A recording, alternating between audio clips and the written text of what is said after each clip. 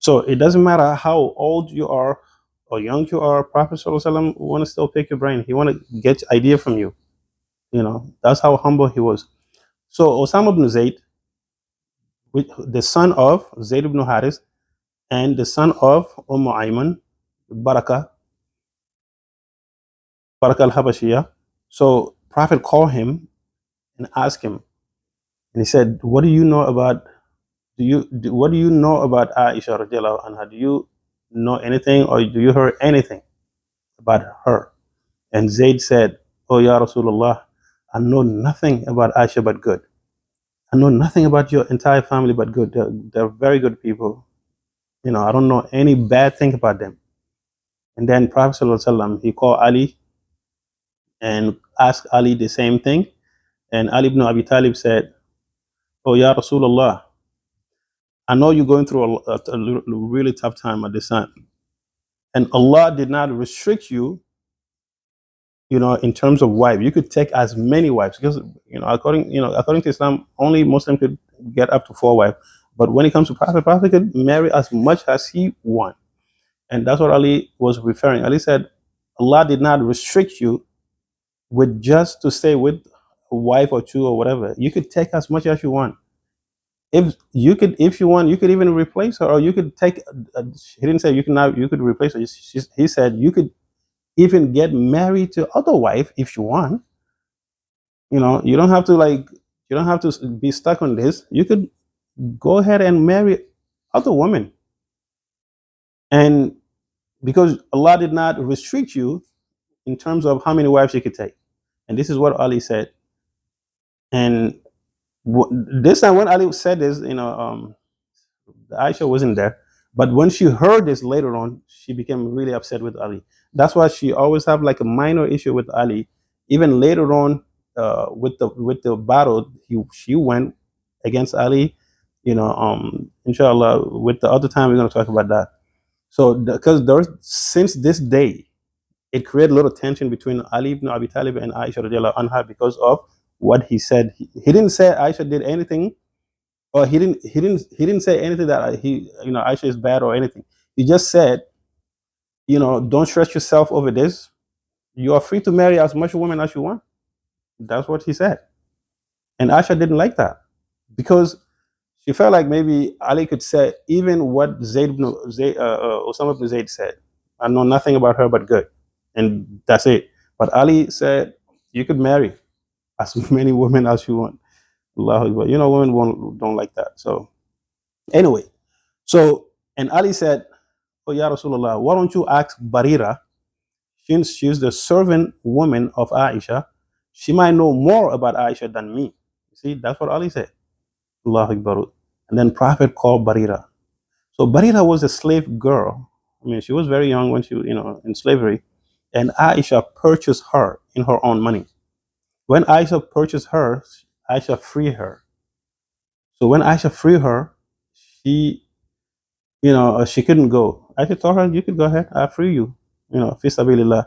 And she decided to stay with Aisha and help her with anything. She would serve her and everything because she want to show her gratitude to Aisha radiallahu anha. So she decided, you know what, I'm not going anywhere. I'm going to stay with you and stuff like that. And she used to love Aisha, you know. And she was pretty much like her companions, and she would talk to her, and she would console her and all that. So Barira, Allah Akbar. So Prophet called her and asked, "What do you know about Aisha? Do you hear anything, any rumors, or what's going on?" And Barira, when Prophet called her, this is a prophet. You can't lie to prophet. She's became terrified. So every little thing she know about Aisha, she must tell Prophet ﷺ. And she said, "Oh Ya Rasulullah, I know nothing but great about Aisha radiallahu anha. But the only thing I could tell you that I know about Aisha is that she's a young girl at that time. See, when she sat down and her dough, the dough, like when you're making bread, you make a dough. And then Barira said when she making a dough, sometimes when she's so tired, she sleep while making a dough, and sometimes little goats would come and eat the dough while she's sleeping.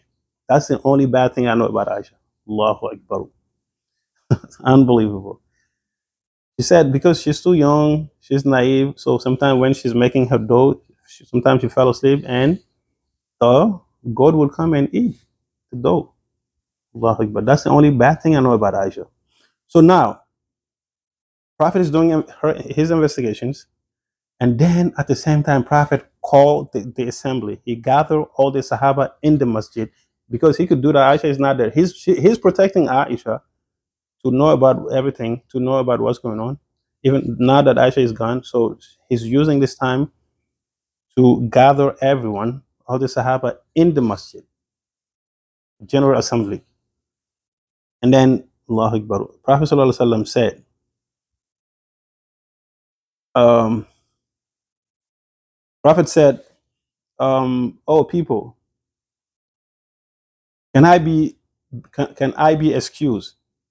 Can anyone blame me? Can anyone blame me if I became angry for someone who trying to destroy me and my family? Can I be blamed for someone who is going around and slander and say bad things about me and my bad thing about my family? Allah Akbar. So can anyone blame me if I Allah Akbar?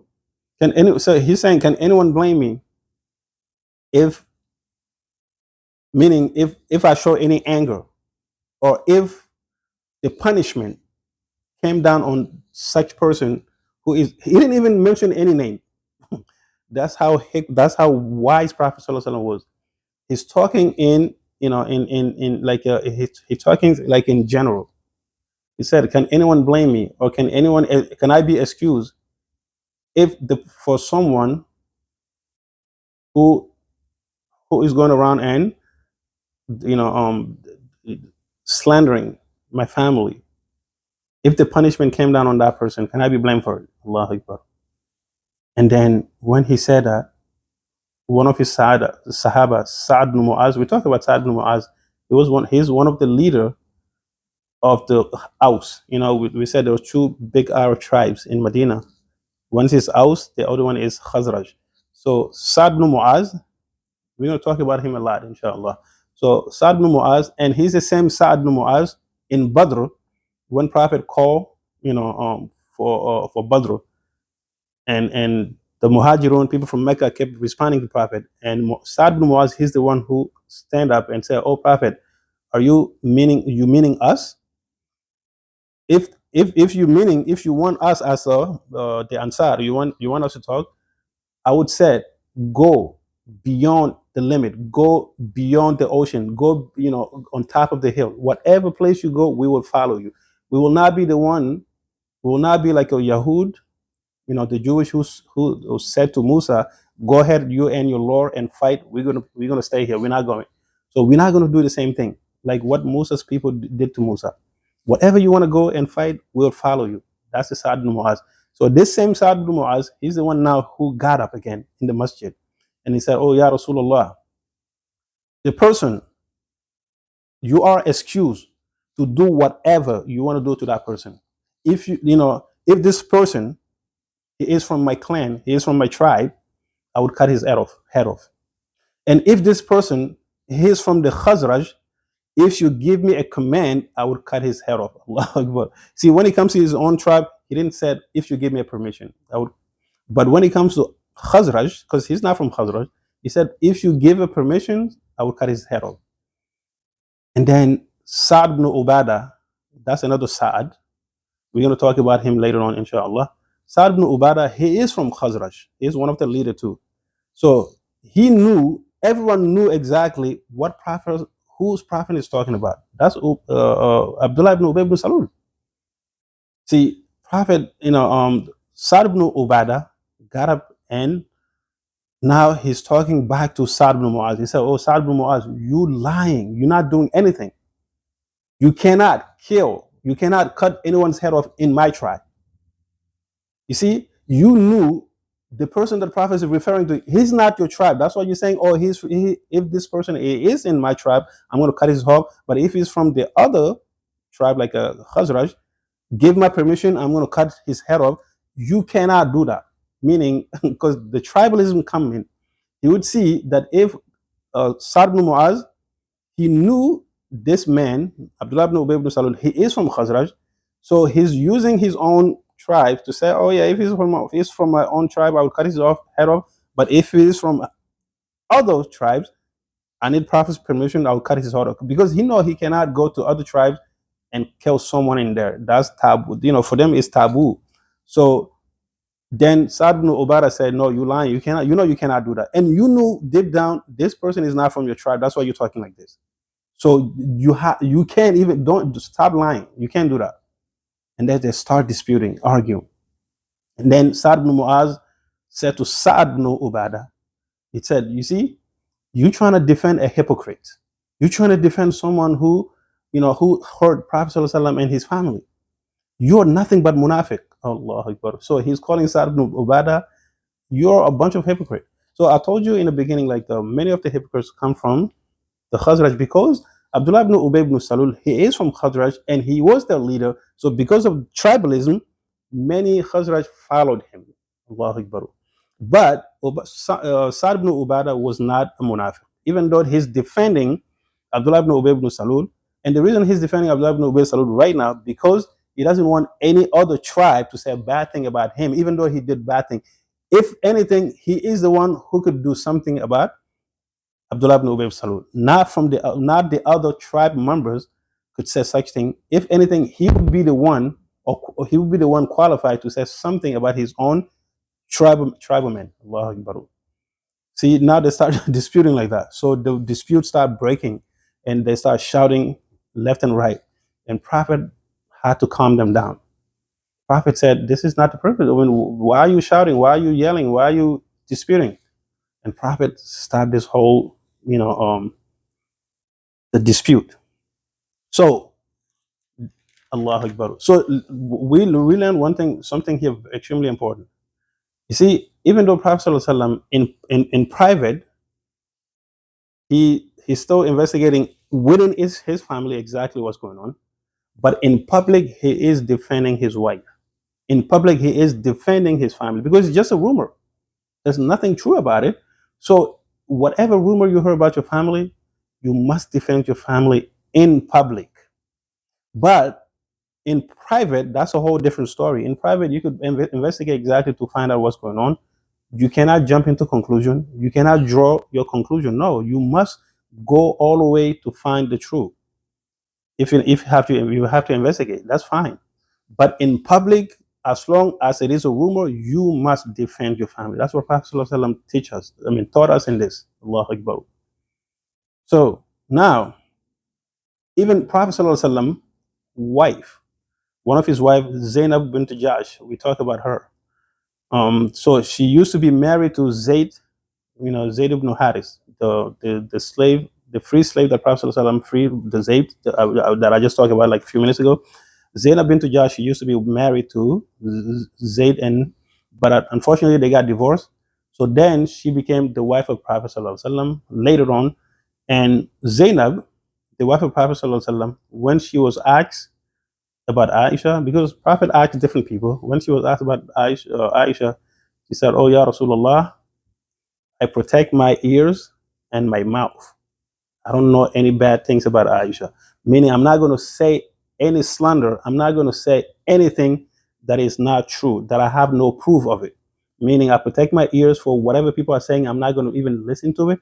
And I protect my mouth to say something bad about her. Allahu Akbar. And this is her rival. And Aisha herself is narrating that Zainab bint Jahsh was her rival among the Prophet's wife. Because not only she was the cousins of Prophet ﷺ, and she had a great lineage, and even her Quran, some verses of Quran came down on her behalf, because Allah Himself intervened and told Prophet to marry her. There's a Quranic verses in Surah Al-Ahzab for that.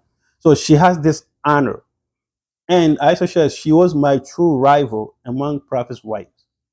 So even though there's a rivalry between them, but still she was pious. And Aisha said her piety, her Islam saved her. Her piety saved her when it comes to telling the truth. She said, "Oh Prophet, I would hold my mouth and my ears to say something that I have no proof of." Allah Akbar. And I know nothing about her but good. I know nothing about Aisha but good. This is Zainab, her own rival. One of the wives of Prophet is saying that to Aisha. But as for Zainab's own sister, because those who spread this rumor, so many of them were hypocrites. Ahead of them was Abdullah ibn Ubay ibn Salul. But among those who spread the rumor, who gossip, they didn't start the rumor, but they gossip. You know, there are people like that. They heard something and they start gossiping. They start talking about it without even investigating if it's true or not. That's the problem. So 3 Sahabis were among those who spread the rumor. Allah Akbar. And one of them was Hamana bint Ja'ash, the own sister of Zainab bint Ja'ash, the wife of Prophet Zainab bint Ja'ash. Her sister, Hamana bint Ja'ash, she was part of those who spread the rumor. Why she did that? Because she felt like she's defending her own sister, because she know her sister is the rival of Aisha, because her sister is married to Prophet, Aisha is married to Prophet, so they have this rivalry, and she felt like I have to help my sister over Aisha by spreading this rumor. Allahu Akbar. She has no proof whatsoever, but she just doing that. And Aisha said that was her only agenda, trying to help her sister over me by spreading this rumor. Her name was Hamana bintu Jash. And the second person was Hassan bin Sabit. Hassan was the poet, the official poet of Prophet Sallallahu Alaihi Wasallam. When Quraysh, the disbeliever, when they would write a poetry to discredit Prophet Sallallahu Alaihi Wasallam or say a bad thing about Prophet would call Hassan and tell him to respond back to this disbelievers. Allahu Akbar. So he was officially the poet of the Prophet, but yet he was part of this slander. I mean, he spread the gossip. So that was the second Sahaba. And the third one was nothing but the own cousin of Aisha radiallahu anha, Mistah. Remember, we talked about the mother of Mistah, the one who told Aisha when they were going to relieve themselves in the wilderness. She said, "Oh, may Allah curse Mistah, my own son, because he was part of this gossip." Now, Mistah, he is the cousin of Aisha radiallahu anha. He is the nephew because her mother, Mistah's mother and Abu Bakr, they're cousin. So that would make Mistah more like a nephew type to Abu Bakr. And the funniest thing, Mistah, everything, because when he came from Mecca to Medina, he didn't have anything, literally nothing. He was poor, really extremely poor. And Abu Bakr would give him everything. He would give him food, he would give him money, everything. Whatever he needs, Abu Bakr would provide for him. But yet, he was among those who gossip about Aisha. Allahu Akbar. And Mistah, unbelievable. These 3 Sahabis, Allah is going to talk about them in Surah Nur. Inshallah, the first few ayah, the first few ayah about Surah Nur that address this issue, we're going to go over that inshallah in our next video. Not this one, but the next video maybe, inshallah. Or if the time permits us, we might go there. We might go over that. Maybe next video, inshallah. But let's just conclude this quick. So 3 Sahabis, they're all going to get their punishment. But as for those who are hypocrite, who were part of this, gossiping, Allah did not say anything about their punishment.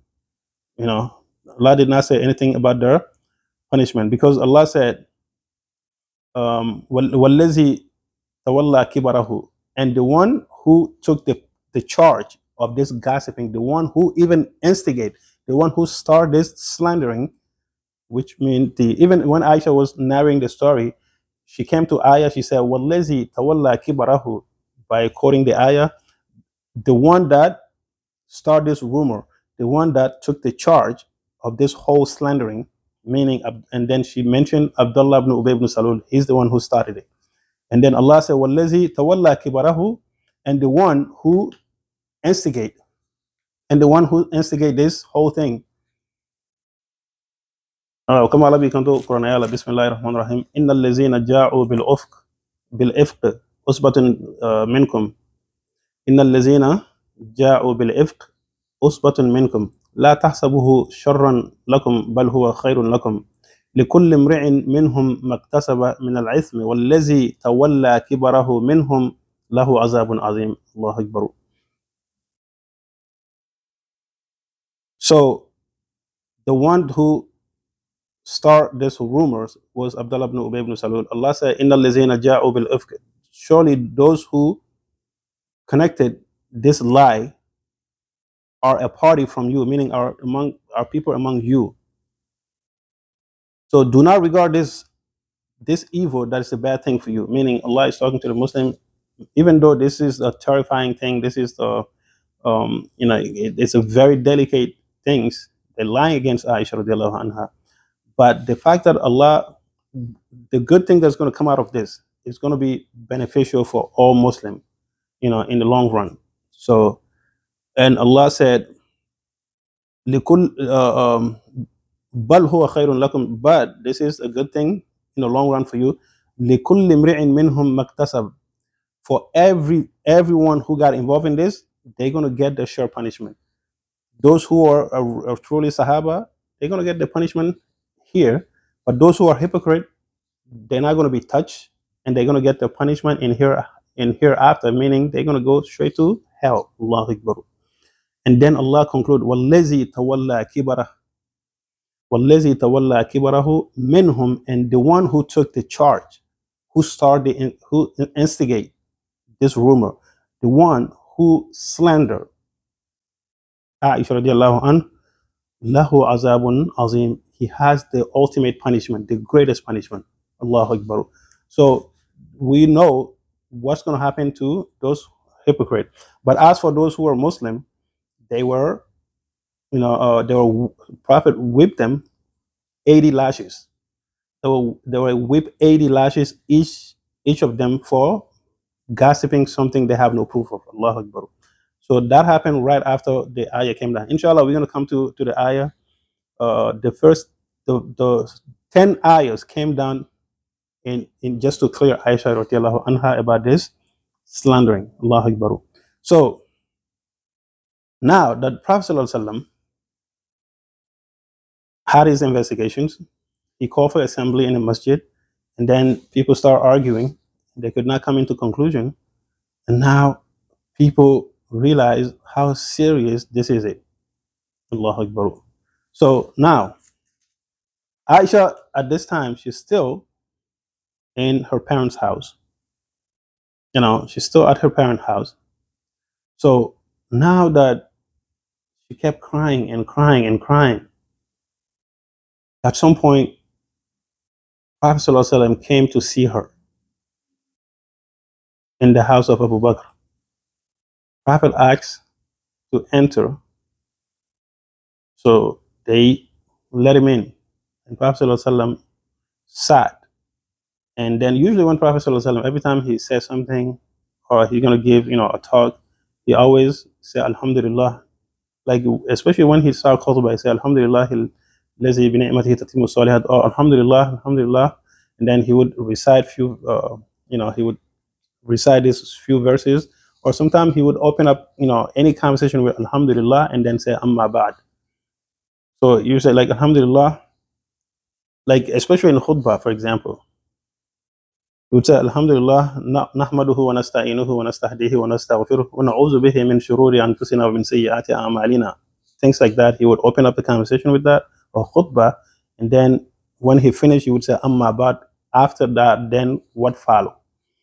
And then Prophet came to Aisha, and Aisha was, she, Allahu Akbar. Before we get to that, Aisha, at some point, she said she kept crying. She would cry day and night, till at some point she thought her liver would split open. Her liver would burst because of how much crying. Sometimes when you cry too much, your stomach go in and out, in and out, in and out. So it's like you feeling some cramp in your stomach. So she said at some point she felt like her liver would crack open or burst out of pain because how much she cried. He said there was a lady, there was a lady from Ansar. She would come, and trying to consult her. She would even come and cry because she saw Aisha crying. She would cry with her too. So so sometimes this is a way to show your sympathy to someone when someone is going through hard time. You come next to them and you talk to them, or you share their pain. That would help them to alleviate what they're going through psychologically, even emotionally. So and then she said one day Prophet ﷺ came to her parents' house, and then he asked permission to come in. So they let him in, and Prophet ﷺ went after he said, Alhamdulillah. Then he said, Amma Bad. He said, Oh Aisha, um, there are things that are being said. There's a rumor spreading, you know, um, about you. So what I'm going to say, if anything, if if if you are innocent about the rumors, Alhamdulillah. But if you slip into a sin, Allah Akbar, ask Allah for forgiveness. Allah surely would forgive. The minute Prophet said this, Aisha said she was crying, and then all of a sudden her tears dried. She stopped crying all of a sudden. Because how come Prophet would say such thing? Like to even have a doubt somewhere. Like if you're innocent, okay, fine. But if you know you slip into a sin, ask Allah for forgiveness, and Allah is surely would forgive. Just by having saying that, she could not believe it. Her dry her her tears completely dry, and then she couldn't go through. She stopped crying completely, and then she doesn't even know what to say. Then all of a sudden she asked her mom, "Oh, mother, respond to Prophet saying, respond to what just Prophet said." And her mother said, "Oh, my daughter, what do you want me to say? What can I say?" Exactly what she can say. He is the Prophet. What can I say? And then Aisha, he said, "Oh, my father." She's talking to Abu Bakr. He said, "Oh, my father, respond to Prophet. Respond." And Abu Bakr said, "Oh, my daughter, what do you want me to say? What do you want me to say? I can't say anything." Allahu Akbar.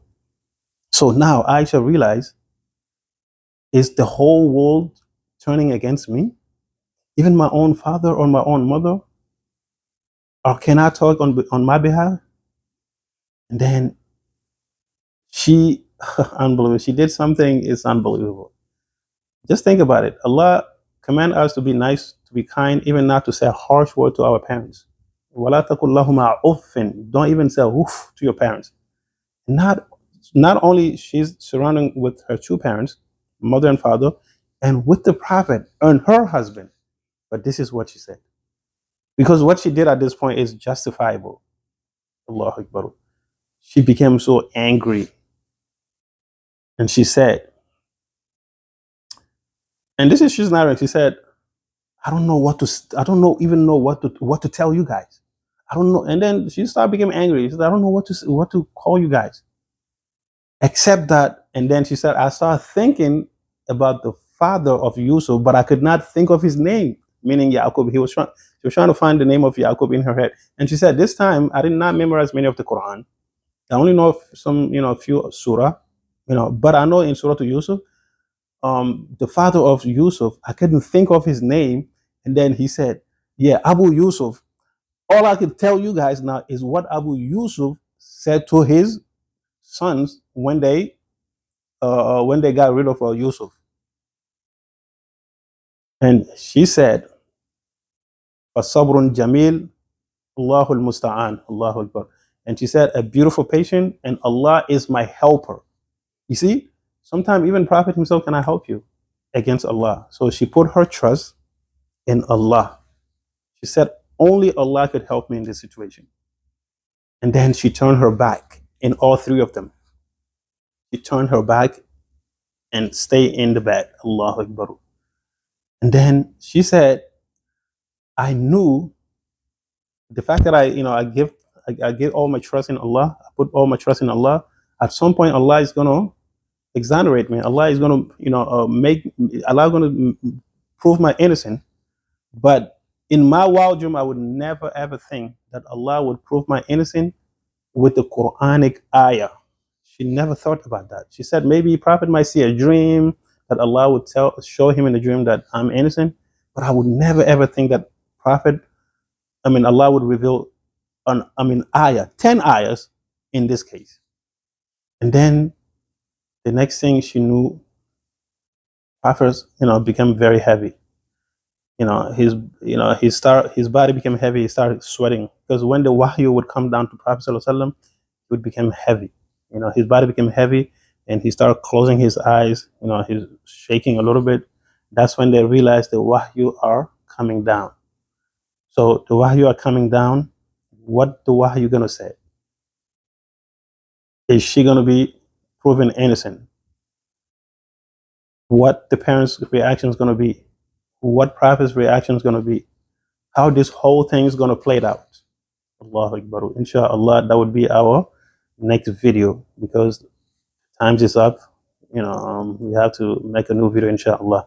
So we're gonna stop here, inshallah. But before we conclude quickly, I'm gonna take 30 seconds to quickly go back to when Prophet ﷺ and Sahaba were in the masjid, and Prophet were consulting them about his family, about how some people are trying to destroy and destroy his wife, his family reputation by slandering and everything.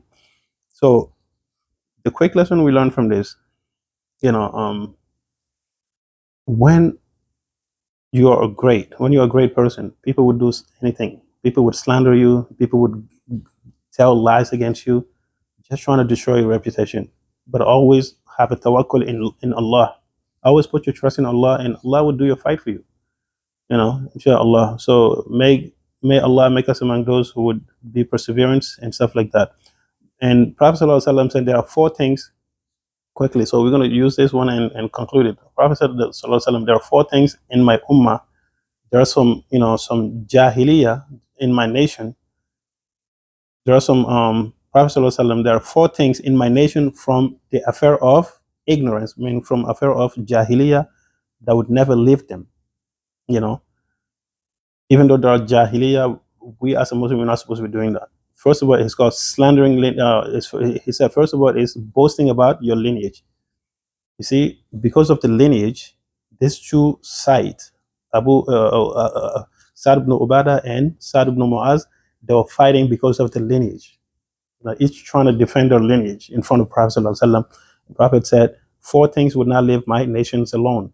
This thought is a jahiliyyah, it's an ignorance. But yet, some Muslims are still doing it.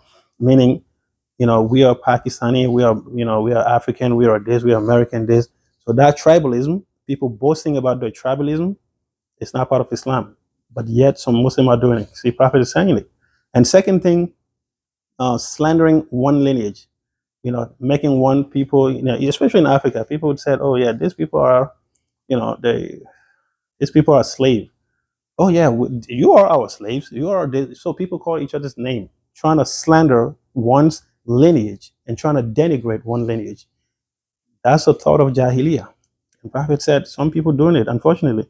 And number three, and Prophet said, seeking rain, by the stars.